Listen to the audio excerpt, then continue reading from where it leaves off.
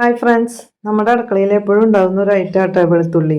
അപ്പോൾ നമ്മുടെ കേരളീയർക്ക് പൊതുവെ അച്ചാറിനോടൊക്കെ നല്ല ഇഷ്ടമാണല്ലോ.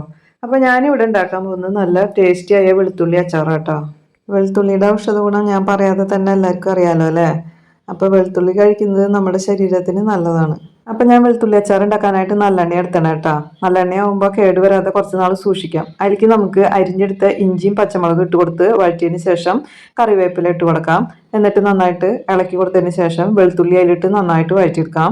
ഇനി 1.5 മിനിറ്റ് ചെറുതീയിൽ വഴറ്റിയെടുത്തതിന് ശേഷം പകുതി വേവാകുമ്പോൾ നമുക്ക് അതിൽ പൊടികൾ ചേർത്ത് കൊടുക്കാം. ഇനി ഇതിലേക്ക് പാകത്തിന് ഉപ്പിട്ട് കൊടുത്തതിന് ശേഷം 1 സ്പൂൺ മഞ്ഞൾപ്പൊടി, 1 സ്പൂൺ മുളക് പൊടി, 1 സ്പൂൺ കായംപൊടി, 1 സ്പൂൺ ഉലുവപ്പൊടി ഇട്ട് നന്നായിട്ട് വഴറ്റി കൊടുക്കാം. പൊടികളെല്ലാം ചേർത്ത് 1 മിനിറ്റ് നന്നായി വഴറ്റിയതിന് ശേഷം നമുക്ക് മധുരത്തിന് ആവശ്യമായ പഞ്ചസാര അല്ലെങ്കിൽ ശർക്കര ചേർത്ത് കൊടുക്കാം. ഞാനിവിടെ 1 സ്പൂണ് ശർക്കരയാണ് പൊടിച്ചത് ഇട്ട് കൊടുത്തത്. ഇനി ഈ ശർക്കര നന്നായി ഇളക്കി യോജിപ്പിച്ചതിന് ശേഷം നമുക്ക് ഇതിലേക്ക് ആവശ്യമായ വിനാഗിരി ഒഴിച്ച് കൊടുക്കാം. വിനാഗിരി ഒഴിച്ച് തിളച്ച് വരുമ്പോൾ നമുക്ക് സ്റ്റവ് ഓഫാക്കാം കേട്ടോ. വെളുത്തുള്ളിയുടെ തോല് കളയാനുള്ള പ്രയാസം കാരണം ഞാൻ കുറച്ച് അളവ് എടുത്തിട്ടുള്ളൂ.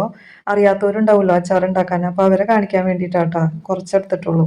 അപ്പോൾ അച്ചാർ അടിപൊളിയായിട്ടുണ്ട്. നമുക്ക് ചൂടാറിയതിന് ശേഷം ഒരു ജാറിൽ സൂക്ഷിച്ച് വെക്കാം കേട്ടോ. അപ്പോൾ എൻ്റെ ഈ റെസിപ്പി എല്ലാവരും ട്രൈ ചെയ്ത് നോക്കണം. കൂടെ തന്നെ സബ്സ്ക്രൈബ് ചെയ്യാനും ലൈക്ക് ചെയ്യാനും ഷെയർ ചെയ്യാനും മറക്കരുത് കേട്ടോ.